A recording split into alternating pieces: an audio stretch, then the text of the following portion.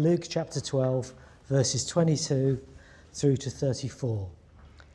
Then Jesus said to his disciples, "Therefore I tell you, do not worry about your life, what you will eat, or about your body, what you will wear.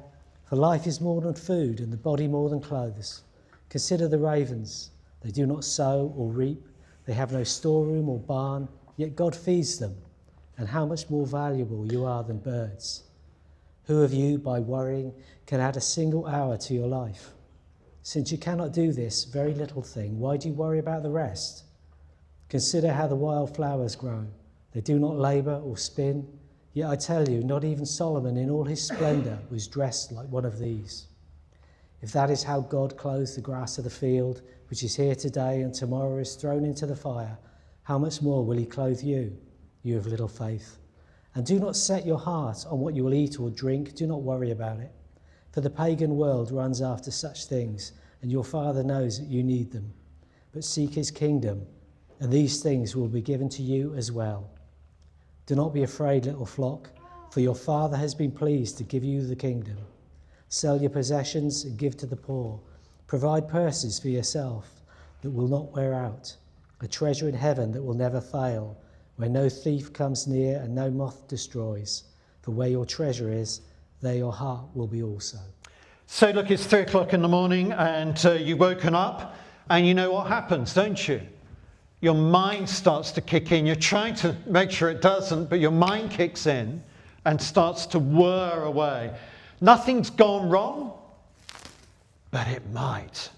And that's what's going on in your head. So you're there in the dark and you're doing that frantic kind of circular admin that we all do, totting up the rent payments, thinking about the kids' future, agonizing over job security, trying to fix the Middle East. And Jesus steps in and he says this to us in verse 22.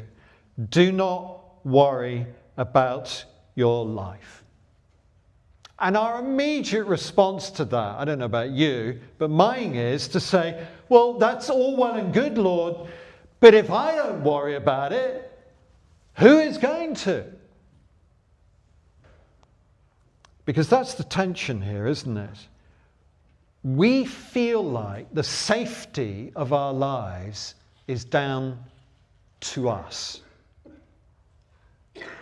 Look, anxiety comes in different forms: emotional, physical, medical. Some of us need help with that, let's be honest. Support, even medication. Can I just say it's not a failure of faith? Because all of us worry.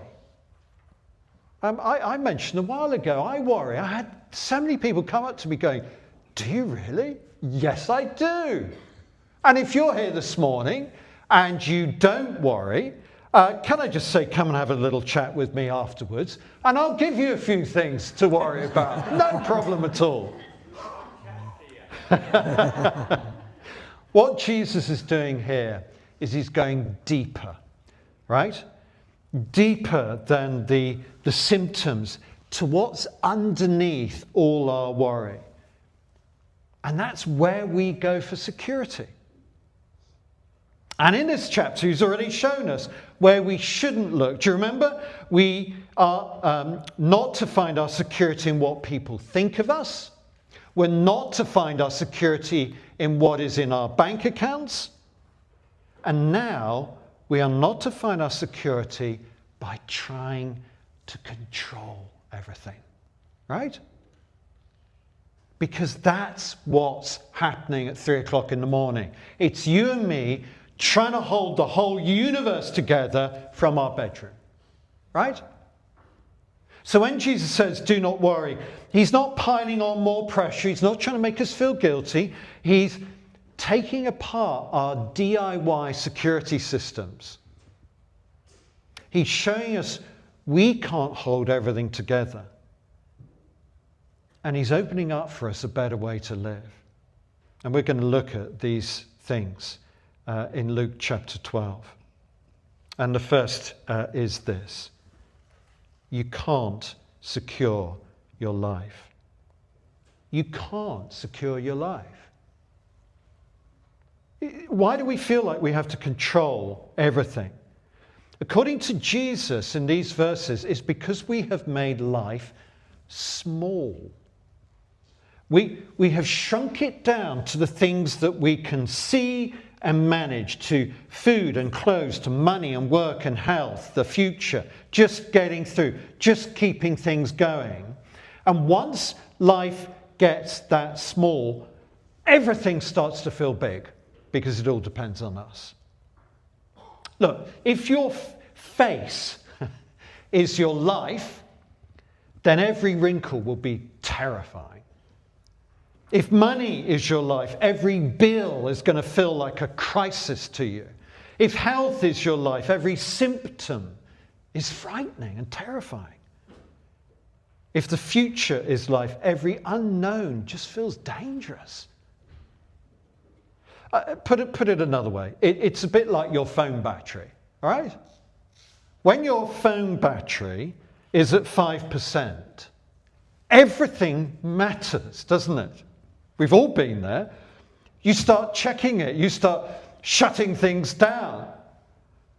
You're trying to make it last, trying to eke it out. I might have to make a call. But when it's at 80%, yours is probably now, you don't even think about it. You didn't think about that during the time together this morning, did you? Jesus is saying we have started to treat life like it's a 5% battery, like everything depends on those few things that we can't control. So of course we worry. Of course we try and manage everything. Of course it feels fragile. So he says this in verse 23. Life is more than food, and the body more than clothes. It's not that he's dismissing those things. He's just widening the picture. He's saying life is more than what you can see, more than what you can manage, more than what's on your worry list. And there is no way we can hold all of that together. We can't even hold the little things together that we can see, let alone everything else. You can't do it. I can't do it. So who does hold it together? Well, Jesus doesn't keep us guessing. He says it plainly. Your Father already has, he says. Your Father already has. Verse 24. Do you see what he says? Consider the ravens. They don't sow, they don't reap, they don't store anything up, no barns, no ices, and yet they eat every single day, don't they? I know what you're thinking. Jesus, those are birds. You don't understand. I'm a modern person. I have rent to pay or a mortgage. I have a family depending on me. It's not the same. And you're right. It's not the same. But this is what Jesus is saying. Let's make it very local, right? Ravens. Forget ravens. Seagulls, okay? We have lots of seagulls around Poole. Every day, those seagulls are fed on bin bags, on tourist chips, on whatever is going. They are not in control of it, but God is. And here's Jesus' point. How much more valuable are you than birds, than seagulls? It's not just that God provides for them, it's that you matter more than they do. If he looks after the seagulls in Poole, friends, he can look after you and me, can't he? He's not going to forget us. He gets a bit sharper. A bit of kind of pithy wisdom, if you like. Who of you by worrying can add a single hour to your life? It's almost funny, right? Try it. Sit there. See if you can worry your way into a longer life. How do you think that would go? 1 hour later, nothing would have changed, except you've now lost an hour of your life worrying. Silly, isn't it? Worry feels productive, but it isn't. So why live like that? And then he gives us the flowers. Consider how the wild flowers grow, the lilies grow. No labor, no effort, no system, and yet they are more beautifully dressed than King Solomon was.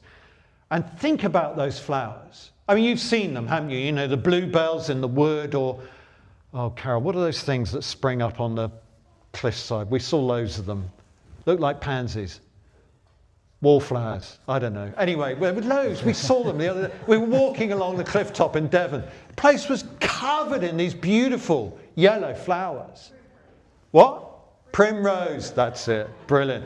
It was beautiful, and yet it's gone, isn't it? Here today, gone tomorrow, disposable. And yet, Jesus' point is, God still cares about them. And if God clothes grass like that, Jesus says, how much will your Father care for you?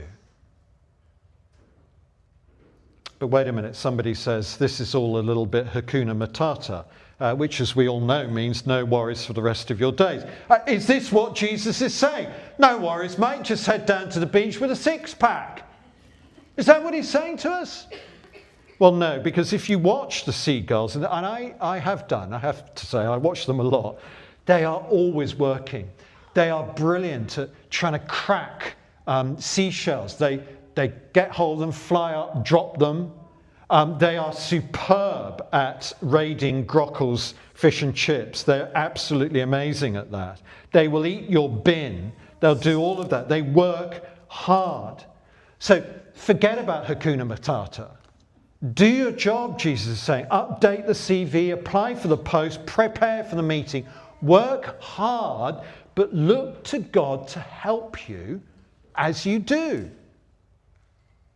Look, God provides, but often he provides through work, through other people, through the systems he's built. You're not choosing here between working hard or trusting God. You work hard as an act of trust. Does that make sense? But I've done that, somebody else says. I've worked my socks off doing shifts, covering for other people at work, trying to keep up everything going. But I'm still worried whether I'm going to get my benefits cut or I'm going to be made redundant. Are you saying that Jesus promises that for followers of him, everything will work out fine? Well, no, obviously not. There will be tough times. I mean, take the disciples. He's speaking to disciples. They're going to have some very tough times. Moments when we genuinely don't know how we're going to hold things together. But look how he spells it out in verse 29. Do not set your heart on what you will eat or drink. Do not worry about it. For the pagan world runs after all such things. And your Father knows that you need them. He says, look at your mate at work on Tuesday morning. Look at the neighbour in your street. They're always running after these things, pursuing them, anxious about them. This is just worth pausing it. This is really interesting. Our culture has rejected God. What is the result of that? Less anxiety? We're the most anxious generations that have ever lived. Why? Because if the only thing you think matters is the thing that you can see and control, then everything feels so fragile. Because it all depends on me. And if I screw up, that's it. Right? That's why we're so anxious. And let's be honest, let's not just point fingers. Sometimes we Christians can live like that. And I love this. Jesus gently calls it out. Verse 28. You of little faith. Do you remember we looked at this a few months ago? It was in Matthew's Gospel when Jesus quietened the Sea of Galilee. And he called the disciples little faith. He's doing the same thing here. It's very gentle, but it's quite pointed. It's like a torch with drained batteries. It still makes light, but the light's flickering. It's weak. And isn't that what some of us feel like this morning? Honestly? Our faith is running low. We're flickering. But God hasn't changed. We've just taken our eyes off of him, just like the disciples did in the boat. So what's the answer? Stop looking to yourself or to others and start looking up to the Father who knows what we need. That's what Jesus has been saying. That was our song earlier. Stop living like an orphan in the world, thinking that you're all on your own, that you're the only person who cares for you. You're not. If you follow Jesus Christ this morning, you have a Father in heaven who cares for you more than you can know, because he gave his only Son for you. And I know that word father is triggering for some of us. I understand that. If your own father let you down or wasn't there or even hurt you, I'm not asking you to project that onto God. Now, Jesus is describing the Father that you've needed all along. So when your chest tightens and the worry starts to rise, don't look inward. That's what worry does. It always makes us look inward. Jesus said, look out. Look at the natural world. Look at the birds. Look at the flowers. Remember, God cares for them. He'll care for you. And look up. Remind yourself you've got a Father in heaven. And if anxiety is a regular companion for you, whether it's something occasional, like it is for me, or whether it's something deeper, this isn't a promise that it'll magically disappear, right? But it is an invitation to, I think, relate to it differently. You don't have to carry this alone, Jesus is saying. And you don't have to pretend that being a follower of Jesus means you'll never worry. Let's not become a church like that, right? It does mean your Father knows all this, and he is not going anywhere. He is not going to leave you. And if your Father already has your life in his hands, Jesus says, well, in that case, you're set free.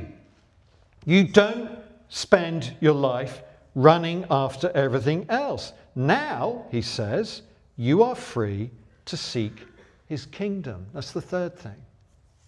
We're free to live for something so much bigger.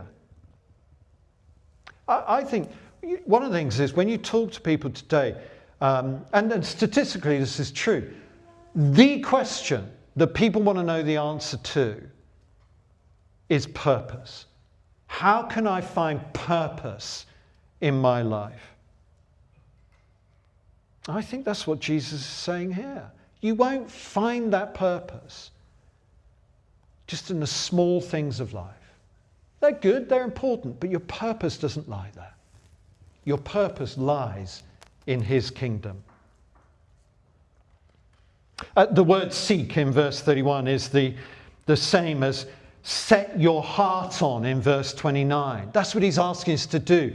Set our hearts on God and his kingdom.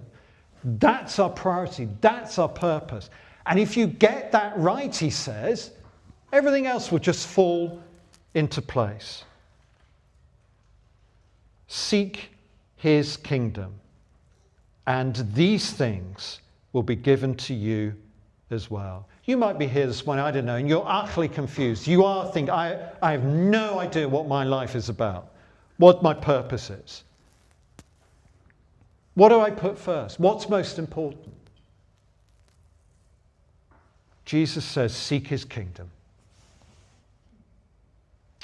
Everything else we give to you. You don't have to worry about that. That doesn't mean, by the way, that you'll get the Ferrari or the villa in Sandbanks. He means when you seek God's kingdom, everything else just gets in its right place. Yeah?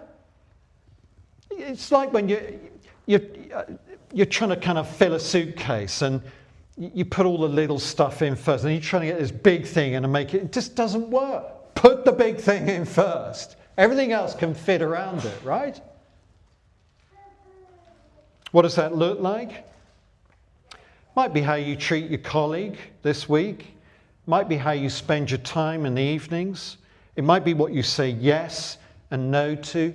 Seeking his kingdom's lived out in the ordinary moments. It's just an ordinary, everyday thing we do. Then what Jesus does is he removes the fear that's underneath it. I love this. He says, do not be afraid, little flock, for your Father has been pleased to give you the kingdom. See, I think the biggest reason we don't seek God first is fear. Will I be okay? What if I miss out? What if I don't have enough? You know, somebody says, well, why don't you pray about it? And you almost want to say to them, oh, for goodness sake, I want something real and practical. Don't you feel like that sometimes? Our problem, though, is fear. That's what gnaws away at us at 3 o'clock in the morning. And Jesus answers it directly. Not only is God your Father, he says, he's your shepherd. Do not be afraid, little flock. Is that great? We're a little flock here this morning. Don't be afraid. Not because your fears aren't real, but because you're not facing them alone. You've got a great shepherd standing between you and whatever terrifies you. Oh, and by the way, you've got a church family here too. Other sheep. Isn't that great? You're not abandoned. You're not left unguarded. You're not on your own. If you're thinking about following Jesus, I just want to say it's not a scary leap into the unknown. Actually, it's the safest place you can possibly be. Putting yourself in the hands of the God who created you. Where do you think could be safer than that? And more than that, your Father's not reluctant. He's pleased to give you the kingdom. Everything that ultimately matters, the future, security, life with him, he's pleased to give it to you. And if you are looking into following Jesus, can I just say, the kingdom is not something you earn. Like everything else in this world, it is something your Father gives freely to you. And that means then you don't have to grab everything now to make yourself feel safe. You can live from the security that brings. You can open your hands. Look what he says in verse 33. Sell your possessions, give to the poor. Not because stuff is bad. It's not bad. But so that it doesn't own you. I don't want to be owned by my stuff. Now, this doesn't mean, of course, everyone sells everything. It means whatever you have, you don't cling to it. Because you don't need to, do you?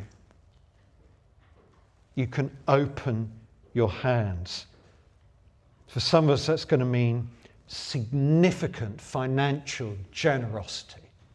For others, it'll mean just letting go. Maybe this morning, letting go of stuff we've been clinging to. Let it go. Can't take it with you, as they always say. And when you let it go, something happens.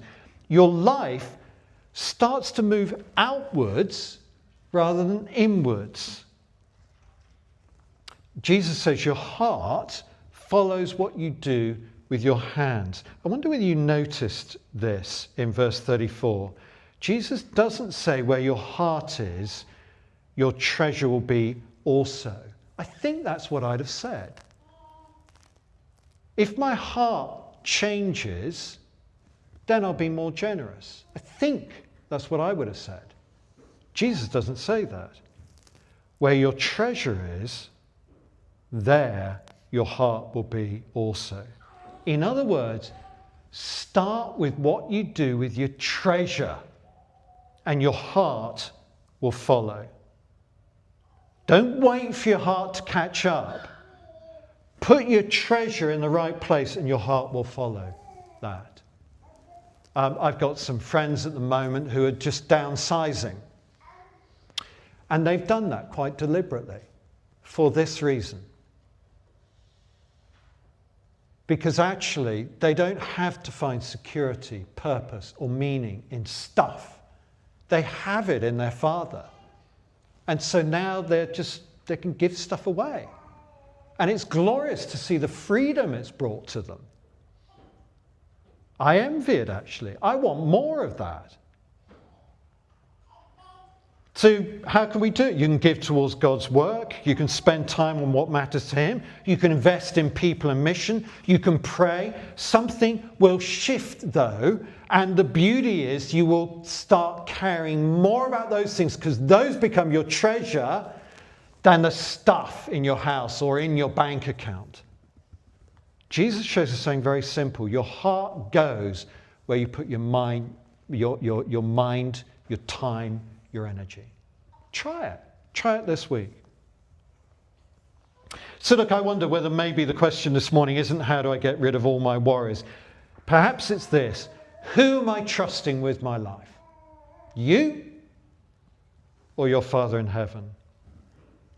Because Jesus says he knows you, he provides you, and he gives you his kingdom.